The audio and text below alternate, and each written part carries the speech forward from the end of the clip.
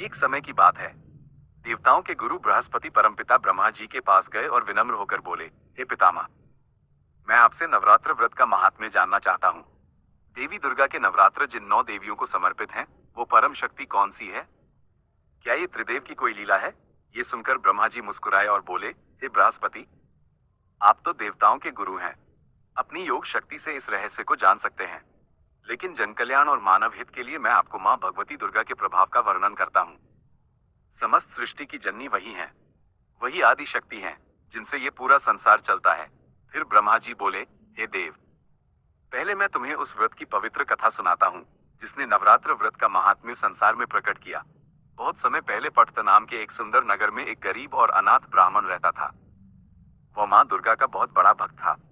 वह प्रतिदिन माता की पूजा और हवन किया करता था। देवी की कृपा से उसके घर एक अत्यंत सुंदर कन्या ने जन्म लिया, जिसका नाम सुमति रखा गया। सुमति धीरे धीरे बड़ी होने लगी। वह भी अपने पिता के साथ रोज माता दुर्गा की पूजा में बैठती और भक्ति भाव से आराधना करती थी। एक दिन सुमति अपनी सखियों के साथ खेलने में इतनी मग्न हो गई कि वह पूजा में उपस्थित नहीं हुई। पिता ने उसे कई बार बुलाया, लेकिन वह नहीं आई। पुत्री के इस व्यवहार से ब्राह्मण बहुत क्रोधित हो गया और बोला, सुमति, तुमने आज मेरी आज्ञा की अवहेलना की है। जिस पूजा को मैंने बचपन से तुम्हें सिखाया, आज उसी भगवती के पूजन से तुमने अपना मुख मोड़ लिया। सुमति घबराकर बोली, नहीं पिताजी, ऐसा नहीं है। खेल खेल में मुझे ध्यान ही नहीं रहा।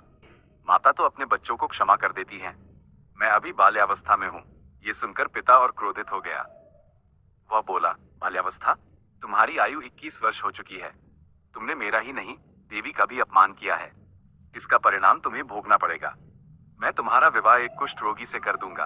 पिता के ये कठोर वचन सुनकर सुमति बहुत दुखी हुई, पर उसने शांत स्वर में कहा, पिताजी, मैं आपकी पुत्री हूँ। मैं पूरी तरह आपके अधीन हूँ। आप जैसा उचित समझे वैसा विवाह कर दीजिए। होगा वही जो माँ जगदम्बा ने मेरे भाग्य में लिखा होगा। पुत्री के ऐसे निर्भय वचन सुनकर ब्राह्मण का क्रोध और बढ़ गया।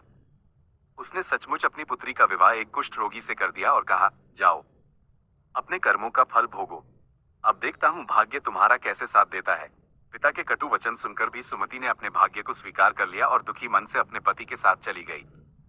तभी उस असहाय कन्या की ऐसी दशा देखकर माँ भगवती उसके सामने प्रकट हुई और बोली, पुत्री, दुखी मत हो, मैं तुमसे प्रसन्न हूँ। तुम जो चाहो मुझसे वरदान मांग सकती हो। सुमति ने विनम्र होकर पूछा, हे देवी, आप कौन है जो मुझ पर इतनी कृपा कर रही हैं? तभी सिंह पर सवार अष्टभुजा रूप में माँ दुर्गा ने उसे दर्शन दिए और कहा, पुत्री सुमति, मैं ही आदि शक्ति हूँ। मैं ही काली, लक्ष्मी और सरस्वती हूँ। जिस देवी की तुम बचपन से पूजा करती आए हो, मैं वही हूँ। तुम्हारे पूर्व जन्म के पुण्य से मैं तुमसे प्रसन्न हूँ। फिर माता बोली, पिछले जन्म में तुम एक भील स्त्री थी। तुम्हारे पति ने चोरी की थी, जिसके कारण तुम दोनों को कारागार में डाल दिया गया। तुम्हें 9 दिनों तक भोजन और पानी नहीं मिला। संयोग से वही समय नवरात्र का था। इस प्रकार अनजाने में ही तुम दोनों का नवरात्र व्रत पूरा हो गया। उसी व्रत के पुण्य से आज मैं तुमसे प्रसन्न हूँ। फिर देवी ने कहा, अब तुम जो चाहो वरदान मांगो। सुमति ने हाथ जोड़कर कहा, हे माँ, यदि आप मुझ पर प्रसन्न हैं तो कृपा करके मेरे पति के कुष्ठ रोग को दूर कर दीजिए। माता दुर्गा बोली, तथास्तु, ऐसा ही होगा। देवी के ऐसा कहते ही सुमति के पति का शरीर तुरंत रोग मुक्त हो गया। उसका शरीर सोने के समान तेजस्वी हो गया। ये देखकर सुमति अत्यंत प्रसन्न हुई। कुछ समय बाद देवी के आशीर्वाद से उसे एक सुंदर पुत्र की प्राप्ति हुई। अब उसकी भक्ति और भी बढ़ गई और वह दिन रात माता की स्तुति करने लगी।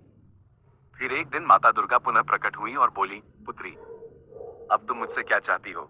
सुमति ने कहा, हे माँ, आपने मेरी सारी दुर्गति दूर कर दी। यदि आप मुझे कुछ देना चाहती हैं, तो कृपा करके मुझे नवरात्र व्रत की पूरी विधि बताइए, ताकि मैं और लोग भी इस व्रत को करके आपका आशीर्वाद प्राप्त कर सकें। तब माँ दुर्गा ने उसे नवरात्र व्रत की संपूर्ण विधि बताई और अंत में आशीर्वाद देकर अंतर्ध्यान हो गई।